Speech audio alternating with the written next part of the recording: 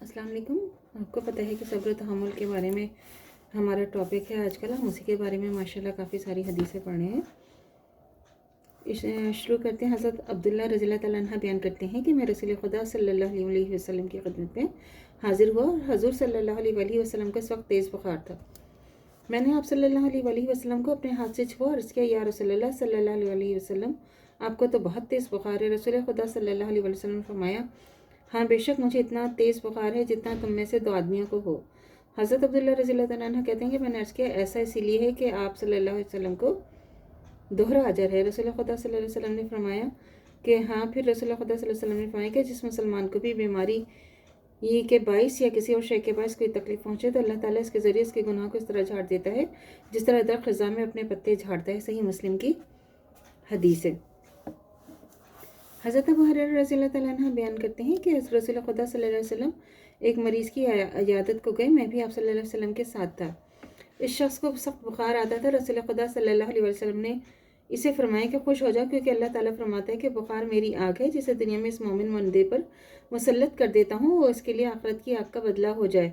यानी दुनिया में बुखार में जल लेने का नतीजा ये होगा वो शख्स आखिरत की आग से बच जाएगा। इब्ने माजा की हदीस है।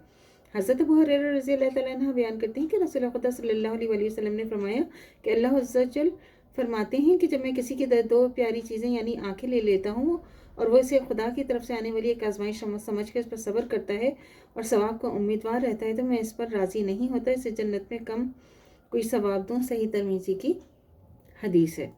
याहिया बिन सईद बयान करते हैं कि रसूल खुदा सल्लल्लाहु अलैहि वसल्लम के ज़माने में एक आदमी मर गया तो एक शख्स ने कहा, कैसा खुशकिस्मत इंसान है कि बग़ैर किसी बीमारी में मुब्तला हुए मर गया। तो इस पर रसूल खुदा सल्लल्लाहु अलैहि वसल्लम ने फरमाया कि तेरी खराबी हो, तुझे क्या मालूम कि इसकी खुशकिस्मती किस बात में थी। हो सकता है कि अगर अल्लाह इससे कोई बीमारी में मुब्तला करता तो इसके बायस इसके बाज़ गुनाह माफ़ कर देता। ये मुअत्ता है। अब जज्बाती सदमा क्या है? जज्बाती जो सदमात होते हैं इस पर सब्र करना क्या है? वो ये है कि जज्बाती सदमात में शदीद तरीन सदमा किसी प्यारे की मौत का सदमा है, खुसूसन औलाद की वफ़ात का। इस सदमे की शिद्दत की बुनियाद पर इस पर सब्र करने का भी अजर बहुत ज़्यादा है। यहाँ इस बात को ज़हन नशीन कर लेना चाहिए कि किसी अजीज़ हस्ती की वफ़ात पर सब्र करने का मतलब ये हरगिज़ नहीं कि दिल गमज़दा ना हो और आँखों से आंसू ना निकलें, क्योंकि ये तो अमूर हैं जिस पर इंसान का बस नहीं होता। जैसे कि आइंदा अभी हम जो हदीस पढ़ेंगे उसमें पता चलेगा कि हज़रत सल्लल्लाहु अलैहि वसल्लम खुद भी ऐसे सदमात पर आंसू बहाए हैं। लिहाजा आंसू बहाना सब्र के मुनाफी नहीं, बल्कि सब्र के मुनाफी ये है कि ज़बान से ऐसे अल्फाज निकाले जाएँ अल्लाह ताला को नापसंद हो। मसलन नोहा करना, तक़दीर इलाही का शाकी होना, पुकार पुकार कर अपने आप को जो है मज़लूम करते ना। बाज़ दफ़ा लोग रोना पीटना अपने आप को भी बुरा भला और अपने आप को भी कहते हैं बहुत बुरी बात है, इसको नहीं करना चाहिए। ऐसी वो हरकत भी नहीं होनी चाहिए जो ज़माने जाहिलियत में मातम की ज़रूरत में अलामत समझी जाती थी।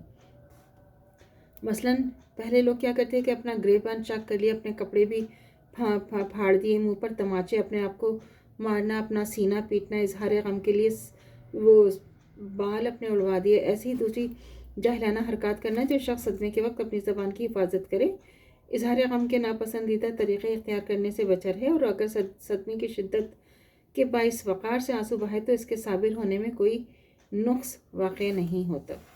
तो अल्लाह ताला से दुआ करनी चाहिए जो हमारा ईमान है मरते दम तक कायम दायम रहे, ख़ात्मा बिल खैर ईमान पर हो। इजाज़त दीजिए।